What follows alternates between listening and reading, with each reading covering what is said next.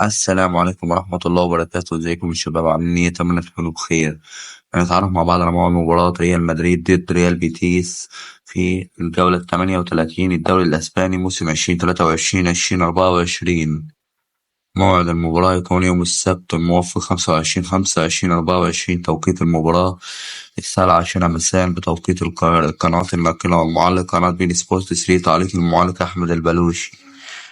ملعب المباراة ملعب سانتياغو برنابيو، ملعب نادي ريال مدريد. نتيجة المباراة الذهاب انتهت بالتعادل الإيجابي بهدف مقابل هدف. الجولة الأسبوع 38 الدوري الأسباني. توقع نتيجة المباراة قبل بداية المباراة: نسبة فوز ريال مدريد 80%، نسبة فوز ريال بيتيس 7%، نسبة التعادل 13%. ترتيب الفريقين في الدوري حتى الآن: ريال مدريد حسم الدوري بشكل رسمي، لعب 37 مباراة، فاز في 29، تعادل في 7، خسر مباراة، سجل 87، رقم مرمى 26، معاه 94 نقطة في المركز الأول.